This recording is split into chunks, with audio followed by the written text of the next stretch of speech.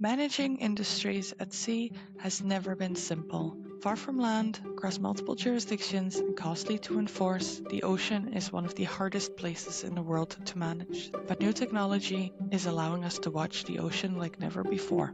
Still, innovation comes with trade offs. As artificial intelligence expands, questions are emerging about its environmental footprint, from water and energy use to the possibility of jobs being displaced. So, how do we balance these risks with the unprecedented potential of technology to improve ocean governance? This is Ocean Intelligence, a natural justice series exploring how data, AI, and science are reshaping the world of fisheries and agriculture.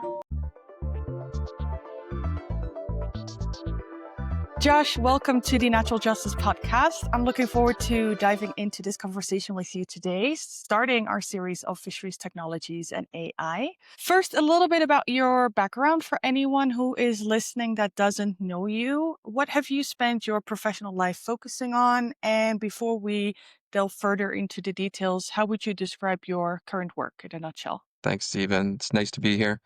My background is really in fisheries, very specifically fisheries economics. So I've spent really my whole career working in fisheries management and policy. And starting from graduate school, I was really interested in natural resource economics. And that led to work to my PhD program in natural resource economics, but with a real focus on fisheries economics.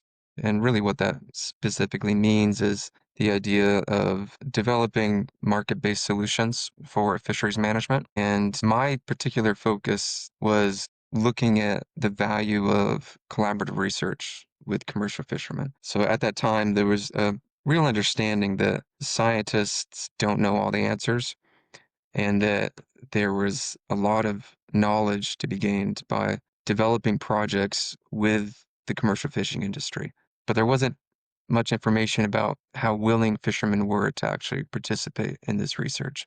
Really getting a better idea of, not only were they willing to do this work, but what types of knowledge did they have? What types of research did they feel was most valuable? At a time where there was a real big management shift happening in New England, but also around the world, looking at moving towards what's referred to as open access fisheries rules based on things like effort controls, where you just, you limit as many days possible, or you limit the amount of gear they could use, or restrict the size of their engine. And all that really did was just make it real expensive to go fishing. And it really wasn't effective. You didn't get very good data. So this idea of moving towards more output controls, which is really kind of where the focus of fisheries economists is this idea of tradable fishing rights, establishing market-based solutions that you then set like a total allowable catch, and you allocated quota amongst groups of fishermen, and then they could fish essentially at their leisure, right? There's some problems associated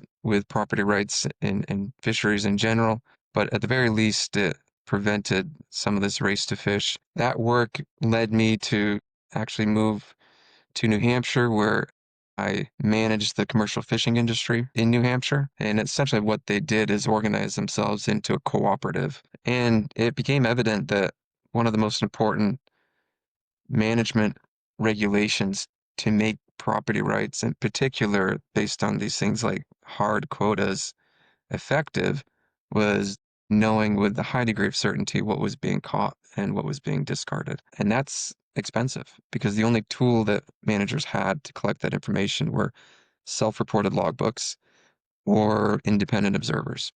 And logbooks are inherently not very accurate, Mm-hmm.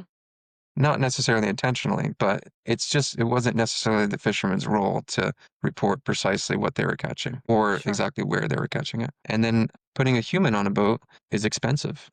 And there was, at that time, the realization that if you're going to collect unbiased, accurate information about what was being caught and discarded, you essentially needed 100% observers. And then who was going to pay for that? That wasn't really discussed in the evolution of this new management regime. And that's where a lot of interest at that time started looking at cameras and saying, okay, well, maybe this is a more cost-effective solution. And at the time, they started looking at doing trials. I think New England was actually one of the first places in the world where they were looking at electronic monitoring to do these trials. really the difficulty was trying to get participation because although it might be a cheaper option, it was new and it was a bit scary to fishing industry. There Mm-hmm. wasn't really an idea about how that information was going to be used, whether they were just going to use information on catch and discards, or was everything open now for evaluation and prosecution. Yeah. Cameras feel intrusive, right? This idea Yeah, that Big Brother is watching you. exactly. And to their credit, this is something that, nobody really had a good answer for. And policymakers and regulators were just figuring this out at the same time. How long are you going to store the data for? Who gets access to Mm-hmm. it?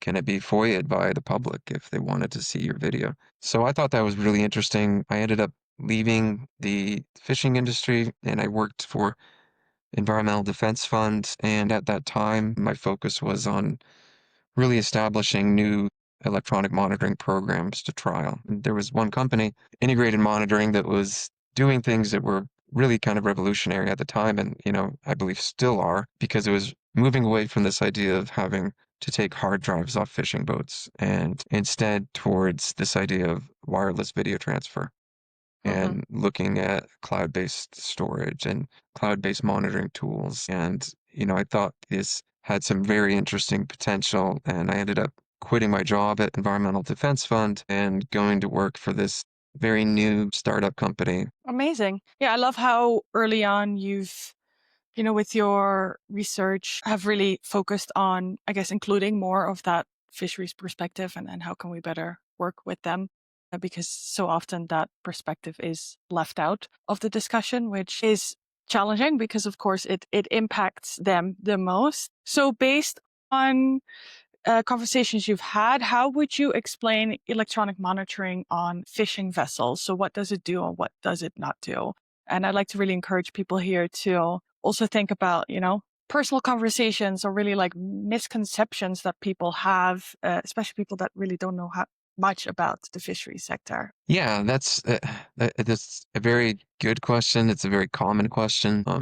I think people are still trying to get their heads around what electronic monitoring actually is. In a nutshell, I typically describe it as almost a virtual observer on the fishing Mm-hmm. boat. We rely on a network of cameras and an onboard server. And essentially now we've simplified it to be just cameras, an onboard server, and a Starlink or another telco communications. But it's really a tool to provide better information about what's being caught, what's being discarded, compliance with existing regulations. It's a way that we can, I would say, supplement existing observer data. I think it's funny. I just got back from a conference in Iceland, the International Fishery Observer and Monitoring Conference.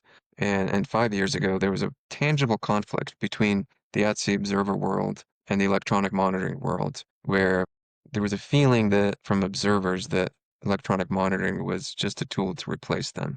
I think there's a bit less anxiety nowadays, where there's a realization that, well, actually, it's a tool that doesn't necessarily replace observers, but instead gives options for fisheries managers to collect additional data above and beyond what they're currently collecting. Mm-hmm. A camera is never going to be able to cut open a fish and take an otolith sample. We're getting very good at being able to flag in real time compliance events, things like transshipment, things like interaction with protected species. It's also a tool that often is deployed at the same time that there's at-sea observers. And Yeah, so it's a way they that, can really complement each other. exactly. Yeah. And it makes sense. You wouldn't expect an at-sea observer to be on deck 24 hours a day. They need to Mm-hmm. sleep. They need to Mm-hmm. eat. And so having a record of what's being caught to be able to validate their reports, to be able to fill in the gaps, not about punishing fishermen. That's not about putting Big Brother on fishing boats. And in fact, in many programs, there's very prescriptive rules about what you can actually watch and what you can't watch. So there's programs where most of the fishing boat is actually masked out, and the only thing Yeah. that's visible is the target object that you're looking at. Certain countries are more restrictive than others. The EU is pretty restrictive in their rules. The US not so much, but at the same time, from an EM perspective, we also don't want to record in everything. In terms of saving costs, one of those things become evident early on that 60 to 70% of a fishing trip, there's really nothing happening. Mm-hmm. The boat's just either steaming or they're searching or they're transiting. And so for those times, what our company does is we'll still record a very low resolution, low frame rate video product, mostly Mm-hmm. just for QA, QC, just to make sure the camera's working, the system's working. And often because we provide a wireless solution that allows video to be transmitted in real time, the fishing owners like to keep track of what's going on the deck. They can log in. It's important to be very selective. How would the system know when it should be capturing that data in more of a low resolution? Like, what's that based on? Is that the vessel speed, or Yeah, is no, that a it's a good manual question. thing? It's kind of goes back a bit to the history of how programs were developed, Mm-hmm. where legacy systems, what they would do is they wouldn't generally record anything until a phishing event occurred. And they Mm-hmm. would then get triggered by a series of physical sensors on the boat. So if it's a trawl sensor, there would be hydraulic winch sensors that they would put on. For long line, they would be things like pressure plates the crew would stand on. And those sensors would then trigger the system to start recording. We're still recording video the entire trip. And Mm-hmm. we record video in three different video products. So we record a low resolution, a 1 frame per second, a standard definition, and then we record two versions of a high definition video. The difference really isn't necessarily about when recording in high definition starts, because it's always recording. It's about when high definition video is transmitted, because that's where the cost comes in. I think everything you've said so far touches upon two very important elements of when we talk about fisheries data, because we talk a lot about, there needs to be more availability of fisheries data and some transparency in what's going on. But first, we need to make sure that that data is of sufficient quality, because otherwise we're just spreading Right. misinformation, right? What are we putting in all these traceability systems if we're not even sure that that data is actually valuable in that sense? So with the logbook, for instance, that can have some flaws, not always intentional, but humans are flawed. And second is the relevancy. So with a lot of these new systems, they just capture such crazy amounts of data, and going Mhm. through all of that is going to be impossible. A bit further then about electronic monitoring. In you've worked in the fisheries sector for a while. How do you think that how electronic monitoring is today, and with its technology, how that's really offering an unprecedented opportunity to address some challenges, either social or environmental, that we have in fisheries management? Yeah. So I think this is kind of a really important question because Mm. the electronic monitoring, if you just look at it as a sector of the economy, as a business sector, it's still extremely small. There's a few companies, including us, that are really vying for a very small piece of the pie.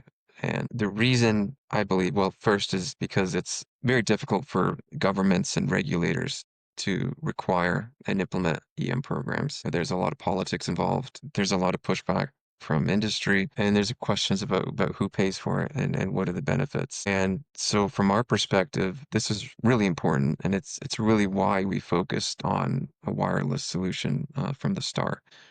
Um, it allows us to provide benefits to the fishing industry above and beyond just a compliance tool. Mm-hmm. And that really became evident 3 years ago with the advent of Starlink. And so we really almost through happenstance, we kind of knew, we kind of saw what was happening in the satellite technology space with the low Earth orbiting satellites, but I don't think anyone knew that Starlink was going to come on the scene as quickly as it did at Mm-hmm. the price points that it did. So to give you an example, when we first started, everything really was based on a combination of 4G, where we would upload all the heavy video products when the boat returned to port, and we would then pair that with Inmarsat's Fleet One terminal. Really at the time, it was the only cost-effective method of retrieving some level of internet at sea, and it provided 32 kilobytes per second internet, which is enough to basically just do WhatsApp. It also allowed us to pull back snapshots, video snapshots in real time. So we could see if the cameras were working, and we could see, what was happening. And essentially overnight, Starlink came out with its antennas where now Which was when? this was 2022, I think is really Okay. when Yeah. it's So quite first, recent. and the difference in price was about 1,000 times cheaper. And so, Okay. for Wow. example, the antennas that they were putting out, instead of $3,000, now we can get an antenna for $400. The Mm-hmm. speed, instead of 32 kilobytes per second for $250 a month, is now 200 megabits per second for $200 a month. And so it's just night and day. So for us, that allowed us to move directly to live streaming anywhere on the ocean. It allowed us to then be able to pair an electronic monitoring system with Mm-hmm. high-speed internet for the crew, which immediately incentivized adoption. And we've had customers now approach us just to be able to, for those two purposes. We have, for example, fleet managers who want to have constant eyes on their vessel and to be able to give the crew internet at sea. So each crew has an individual allocation per month, like say 2 gigabytes of data at a guaranteed speed. Nobody else can use that allocation. It's theirs. The captain can't, unless they turn the whole system off, right? They can't Mm-hmm. infringe on that. And so immediately it gave them that agency. And from a labor rights standpoint, it's huge. Yeah, Yeah. Just the most tangible things we have to actually offer absolutely. access to grievance mechanisms Right. and communication, because people that don't work in fisheries might forget sometimes how far out at sea these people are. So there's just Yeah. zero infrastructure there. Like international labor organizations and others call it worker voice. And Mm-hmm. and that's really what it is, and Yeah. there's been all sorts of articles about indentured servitude on fishing boats and the idea of debt bondage. And with internet now, not only can they communicate to their loved ones or the families or other crew on other fishing vessels, you now have things like online banking available, right? Yeah. And the ability to manage your own accounts while you're Mm-hmm. at sea. See if you got paid. Right, exactly. Yeah. To call for help, right? Mm-hmm. And those are extremely important tools. And maybe what's most important is now we can effectively not only provide those, but we can make that a knowledge that it's available public. And so big fishing companies and major Mm-hmm. buyers like Walmart and Costco, they can't turn a blind eye anymore and say, Mm-hmm. we don't know what's going on with our boats. There's no tools to tell us that. Yeah. Yeah. Well, Yeah. there actually is, right? And you should be paying for that and providing Yeah. that to your fishermen and your fishing fleet. And the same goes with electronic monitoring, where now that we're able to provide this real-time wireless solution for electronic monitoring, there's no excuse anymore that a hard drive came in 2 years later and, well, it's really hard to include that for traceability purposes in our supply chain. So, even though they might have been fishing illegally, there's really nothing we can do about it. The data's too old or it wasn't reviewed in time. Now that information is available, the trips can be reviewed as the vessel's fishing. Yeah. Important compliance events can be flagged as they occur, and all of that information can be then readily available and transferred wirelessly through APIs directly into the fishery supply chain data transfer and data capture tools and traceability programs. Yeah. Like you say, night and day in terms of what that connectivity means. So there's that side is the crew welfare, which we think is Mm-hmm. incredibly important. And the other side we think is the benefits to the supply chain and for traceability. So as a company, actually, we just became a founding partner level with the Global Dialogue for Seafood Traceability. And, this is a group that's essentially trying to establish interoperable standards for seafood traceability. Right now, fisheries is very fragmented. Some companies collect data and transfer it in whatever way they see fit. And it's Yeah. very Which has been difficult. a big issue for suppliers because Right, some have hundreds of customers and then they all want right. something different in terms of a traceability system or certification or verification. The list is endless. Yes. That's right. And it's real difficult to know then if you have illegal fish in your supply chain Mm-hmm. because you can't track it. And Yeah. I think a lot of times they do that intentionally. And so now there's really, I think, slowly but surely, you're starting to see some of these major companies and buyers sign on to things like GDST. And what that then, as a electronic monitoring provider, allows us to do is really fill the gap in what's called the first mile of fish, right? From the vessel to the point of offload. Historically, that was just a big black box. Amazing. Thanks so much for giving a bit of that overview on how electronic monitoring works and some of the benefits there. I want to dive into one topic specifically, which I feel I can rightfully say is the topic of the moment in a lot of different contexts, including in the fishery sector, which is, of course, artificial intelligence. So, integrated monitoring leverage AI for their systems. How does it really enhance the effectiveness of electronic monitoring more generally? Yeah, no, absolutely. So I think in a nutshell, we view AI as a tool to be able to scale. There's a few different ways that we see AI play a role, and it really spans from the crew welfare side. Hmm. Things like, for example, developing crew tracking models to know when fishing activity is occurring also allows us to develop really important tools like, for example, man overboard alerts. Hmm.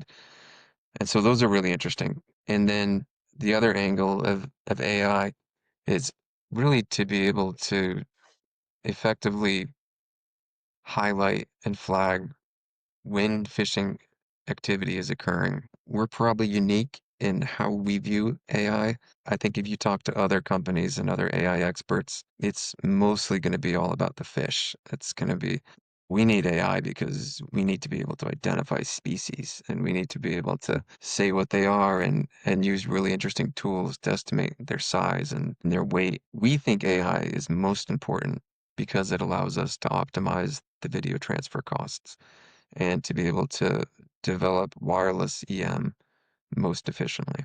So we'll just use AI in the cloud, and then that marks those activities, and it marks them in the video review platform, our online tool that we call Monitor. And so first, now you've saved hours of a video reviewer having to go through an entire trip. So yeah, the most expensive part of EM is the video review part. And second, then it really optimizes what actually needs to be uploaded in HD. The way that we see it, we can get you all of the information as a reviewer. Then they open up the review and they see a event has been marked in a protected species lane. We call it in the video review platform. We have each event has kind of a different lane. And they then click on that event. And as a human, we generally think they have better eyes than cameras do, and they can Hmm. often more easily say, okay, that was a dolphin or that was a shark, and they can mark that themselves. Could develop very expensive edge-based complex AI models to tell you that that was a shark or a blue shark or a certain species of bird, but it's expensive. And Hmm. there's an increasing cost to AI. It increases at an increasing rate. The more you want that last 20%, the more you're going to pay for it. And then that Okay. becomes the question is that important? And Hmm. we don't necessarily think so. We think, first of all, we think there's always going to be a need for evidentiary video.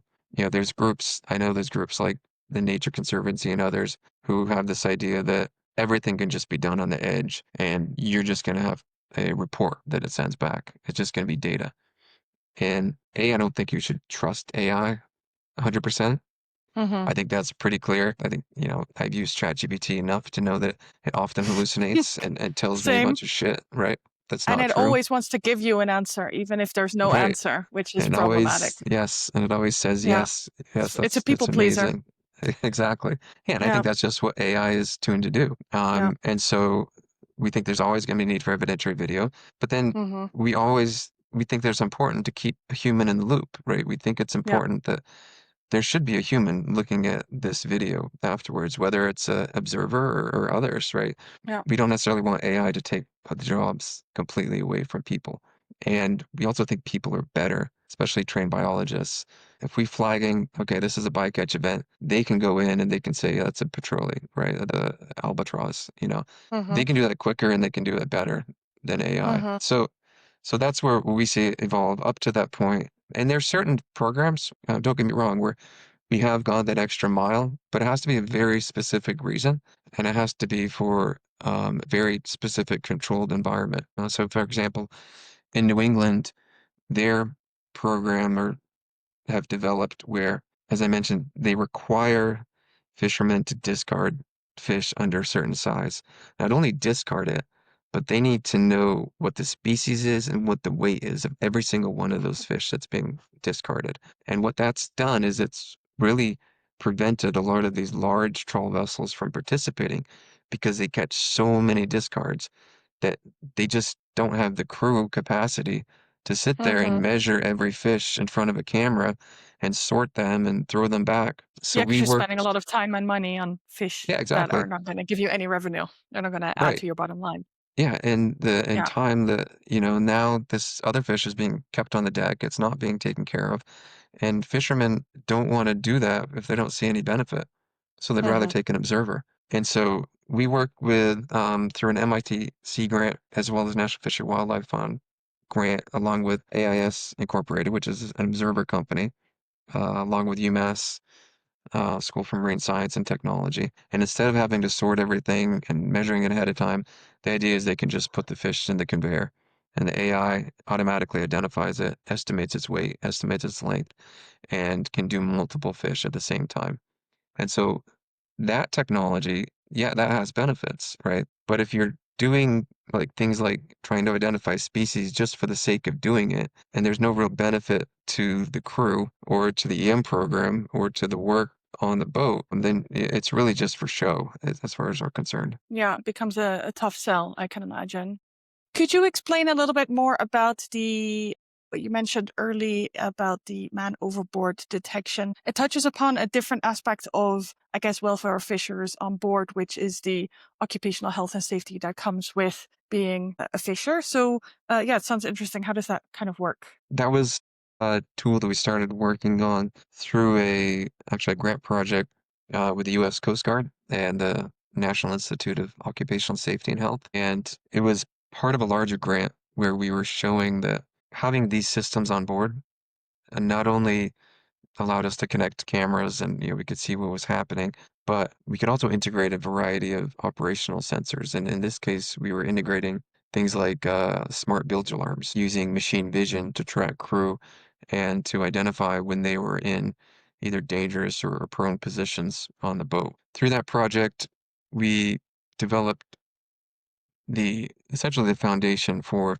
this idea of man overboard detection. We still have some work to do on that, but it's to the point now where we have shown that we can essentially send an alert when a fisherman is essentially, if you can think of a fishing vessel almost like a geofence boundary, and as we track crew along the vessel, we can not only track crew, but we can track their position. So whether their arms are up or they're leaning forward. If they break that boundary of that geofence, then we can send an alert in real time to the captain, and we can also then flag it and send it to the cloud, and that could be like a push notification on shore to either the fleet manager or potentially even the first responders. The next stage then is, okay, now you flagged that there could be someone in a posed position or dangerous position, prone position. And if they actually do fall over, that's kind of the next step. That part is kind of where we're looking at now and that one of the things that requires a lot of training images, because you can imagine in all sorts of situations, how do you keep track of somebody when they're in the water using AI? If sometimes they're in the waves and the water is coming up over them and they're bobbing up and down. So that's hopefully the next step. And there's some companies essentially doing that already. Some of the major, but it's not for fisheries. So some of the major cruise ship companies or merchant maritime companies, they've had implemented some of these machine vision AI man overboard detection tools.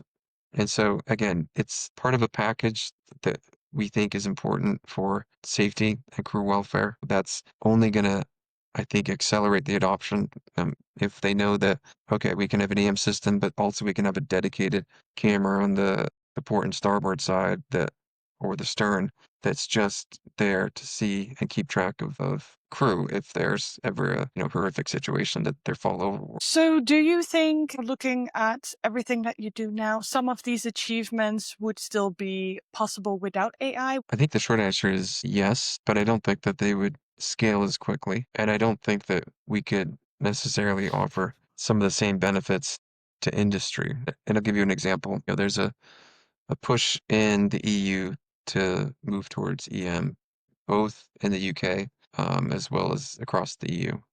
And so, for example, currently in the UK, through the Scottish EM program, they are looking to put on all of the pelagic vessels and the small scallop boats, and they have standards in there currently that require that you have to have a wind sensor to be able to determine when fishing activity is occurring or not. And we do that through AI, and we work actually and have worked with the Danish Pelagic Producers Organization for the last 2 years, and we've developed this very robust set of models, in particular for the pelagic boats, to be able to determine that just through AI.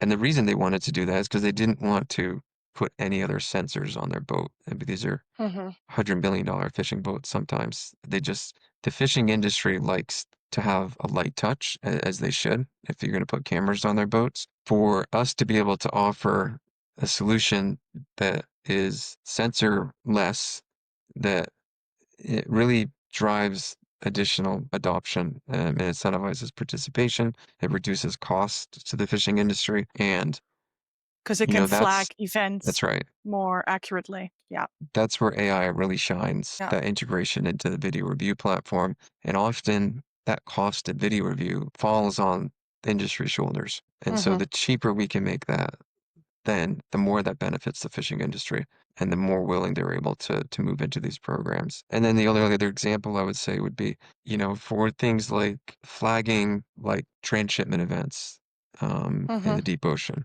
That's something that I think would be very hard to do without AI. You can do it after the fact if scrub through the entire video and try to identify those events. These are activities that are occurring external to the fishing boat. You can't put a sensor out there. You have to rely on machine vision to tell you if someone is approaching your boat. Yeah. So if I'd have to sum it up, technology of electronic monitoring could still exist, but it would be a lot more costly because a lot of efficiencies are dependent on AI. So like flagging the events. Also, you mentioned having more of a light touch, which I guess it's more referring to less hardware needed sometimes. Yeah, I Which think so. again would reduce costs. And then there's just certain functionalities that can't really exist without AI, like the risk of some high risk events like transshipments, as well as some of the features that support occupational health and safety, like the man overboard feature we discussed. AI is, of course, a very much discussed topic. We've talked about a lot of the benefits in the context of fisheries. We do know a lot of improvements do need to be made in fisheries management. At the same time, many are concerned about the adverse impacts that AI can have on society, but also in the context of environmental costs, for instance. What are your thoughts about this generally, about, I guess, kind of that balance? It seems to me that, fisheries might be one area where there's not as many risks as other industries or in society in general. I do think that if we're smart about how we deploy AI, if we don't have a mindset that AI is going to solve everything, that we don't need ever evidentiary video, that we're just going to put edge AI solutions out there and we're going to have the algorithm that's gonna identify everything, because I do hear people talk that way, and people get so excited about it, and I go to these AI conferences and fisheries conferences, and there's so much focus on it. And I think there's this idea that there is just this one algorithm, and, if we can just put enough money into it, we can just make it open and everyone will use it, and it's going to solve everything, and it's going to make video review free. And I think that's And just as you not, highlighted, yeah. we have that need of human and AI. Like we can't just trust AI to do everything. And I had a lot of conversations about human observers on board, for instance, in a previous series I did for the podcast. And I asked everyone that I talked to about fishery observers and how they see kind of electronic monitoring in that context. And I think pretty much everyone said it supports them, especially because there are a lot of risk involved with, being a human observer on board a fishing vessel. But it's not going to replace them because there's just certain things they can do, like that electronic monitoring or, in general, technology will not be able to do, which I guess would be the same for the video analysis. Yeah, I think you're right. Especially, the way that we see AI, or the way that we see EM, I should say. We view it as almost like VMS 2.0. Like Yeah.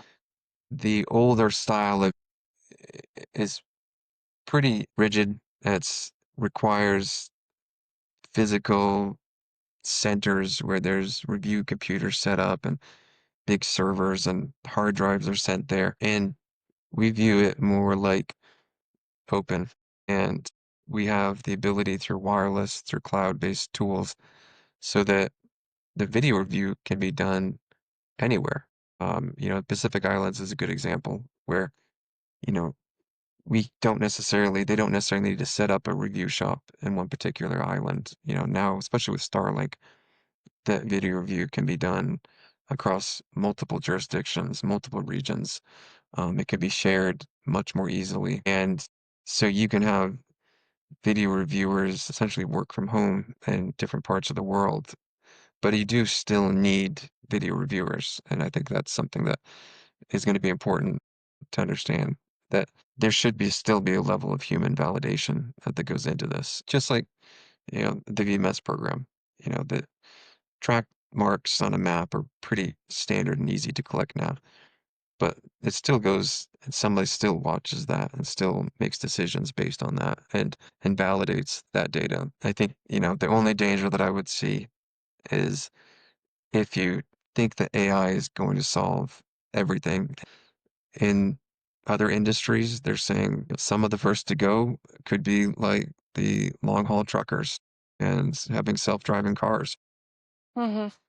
So, having automated vessels, I think, is something that, is certainly going to be discussed and looked at in some industries. Maybe not that far-fetched. Yeah. Right. So, it kind of goes back full circle to why I think it's important to involve commercial fishermen in all of this, is that no matter how good the AI is, or the EM, or observers, fishermen have more knowledge through years of being on the water than any of those tools combined. And if any of it's going to be successful, you're going to have commercial fishermen buy in to the technology and to the tools. It actually reminds me of a discussion I hear a lot in the context of AI, which is more about brain rot, as they call it, because people, what they're doing is they're outsourcing their thinking to AI, but what you Right. should be doing instead is more like feeding it your thoughts and, things you've really worked on yourself. And then it can be really helpful in just creating efficiencies basically in that. But if you outsource it, it's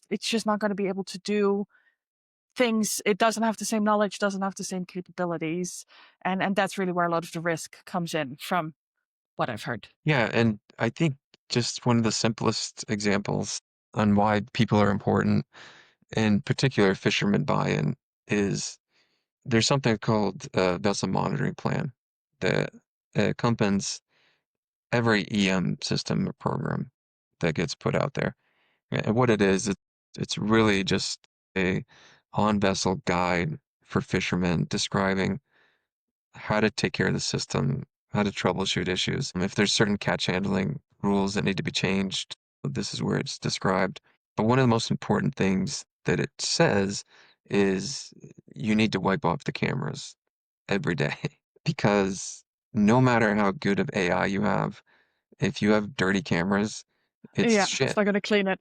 Yeah, it doesn't matter. You can put the most expensive system out there. But if Yeah. fishermen don't have enough buy-in to just wipe off the cameras every day, Mm-hmm. then you're shit out of luck. And, that's it. Yeah.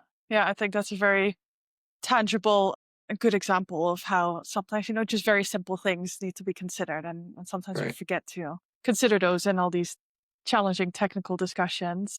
And also something I find quite interesting is how, you've described how the AI supporting your electronic monitoring systems is actually really helpful to prevent a lot of data being captured and stored. And because all of that costs a lot of energy as well. So while there's a lot of concerns and criticism sometimes where it's like, don't use AI for everything because it has a very big environmental footprint. I think in this particular context of fisheries, you also see how it's potentially saving a lot of energy through, that process of data collecting, sharing, and storing. Wrapping up, I would like to ask you if, looking ahead, what excites you most? What's really an opportunity provided by electronic monitoring and more broadly, the work that you do, where you're like, I'm really excited to see that and then further advance in that. Yeah. So I mean, to me, it's exciting to see how much the technology is evolving. I mentioned Starlink. There's going to be other constellations coming on, OneWeb, Amazon's Project Kuiper, and it's all going to get cheaper. It's going to get more efficient. AI tools will be better.